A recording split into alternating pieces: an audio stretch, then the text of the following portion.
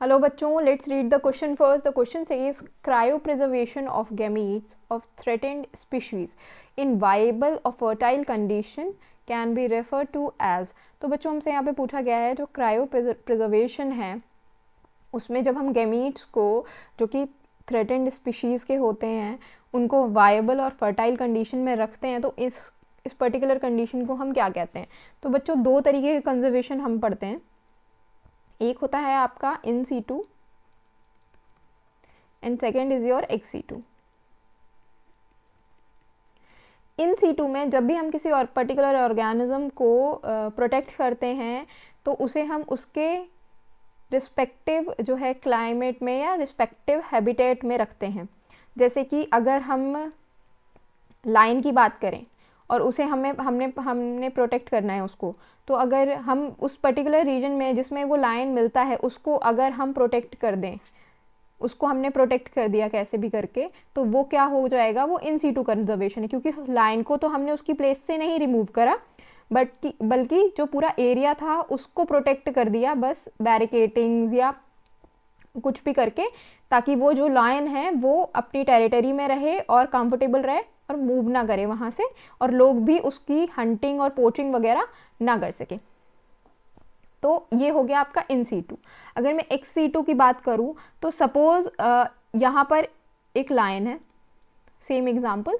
अब ये लाइन इस पर्टिकुलर हैबिटेट में रह रहा था बट यहाँ पर ये थ्रेटेंड था कि कोई इसका शिकार कर लेगा या इसको बहुत ज़्यादा, इनके नंबर्स बहुत कम हो गए थे, तो इसको क्या करा गया, एक दूसरे हैबिटेट में जो कि बहुत प्रोटेक्टेड केयर कर सकते हैं, जहाँ पर हम इनकी अच्छे तरीके से वहाँ पर हमने इन्हें रख दिया लाके.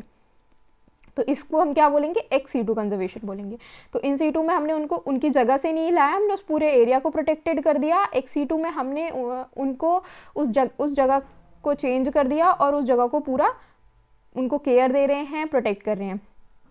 अब यहाँ पर ऑप्शन देख लेते हैं, in situ conservation of biodiversity. तो बच्चों इन सीटू कंजर्वेशन तो नहीं है ये, क्योंकि ये कोई नेचुरल फिनोमिना तो नहीं है या उनका नेचुरल हैबिटेट नहीं है जिसमें हम उन्हें कलेक्ट कर रहे हैं या प्रोटेक्ट कर रहे हैं, तो ये गलत हो गया.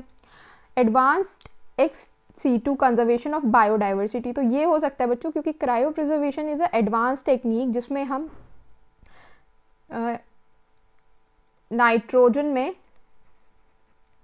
नाइट्रोजन में इन्हें एक पर्टिकुलर टेम्परेचर पर जो है फ्रीज़ करते हैं जिससे कि ये वायबल रहें और फर्टाइल कंडीशंस में रहें, ताकि जब हमें इनकी ज़रूरत हो, जब इन थ्रेटेंड स्पीशीज़ के लिए फेवरेबल क्लाइमेट हो या सूटेबल कंडीशंस हो, तब हम इन्हें फिर से दोबारा से ग्रो कर सकें. तो ये एक एडवांस एक सीटू टेक्निक है. अगर इन सीटू की बात करूँ तो बच्चों ये तो फिर से यहाँ पे गलत हो जाएगा. सेक्रेट ग्रूव्स जो हैं वो एक प्रोटेक्टेड एरिया होता है बाय द ट्राइब्स, वो उसे सेक्रेड मानते हैं. तो यहाँ पर हम किसी सेक्रेड प्लांट की बात नहीं कर रहे हैं या ट्राइब्स के द्वारा प्रोटेक्ट करने जाने वाले किसी एरिया की बात नहीं कर रहे हैं. यहाँ हम सिर्फ गैमीट्स की बात कर रहे हैं, बेसिकली सीड्स की बात कर रहे हैं जिन्हें हम एडवांस टेक्निक्स के थ्रू प्रोटेक्ट करते हैं या कंजर्व करके रखते हैं. तो ये भी गलत हो गया. अगर मैं बात करूँ ऑप्शन 4 की, इन सीटू क्रायो प्रिजर्वेशन, तो बच्चों इन सीटू में क्रायो प्रिजर्वेशन तो होगा ही नहीं ना, क्योंकि इन सीटू में हम सेम जगह उनके सेम हैबिटेट में उनको कंजर्व कर रहे हैं. बट यहाँ पर एक्स सीटू में हम क्या करते हैं, जो क्रायो प्रिजर्वेशन है it is a type of ex situ, क्योंकि हम उसे उसके नेचुरल हैबिटेट से निकाल के या नेचुरल फिनोमिना को कंप्लीट नहीं करने दे रहे हैं और फिर हमने उनके गैमीट्स को जो है वो प्रोटेक्ट करा है या कंजर्व करके रखा है अलग तरीके से. तो ये एक एडवांस एक सीटू कंजर्वेशन टेक्निक है.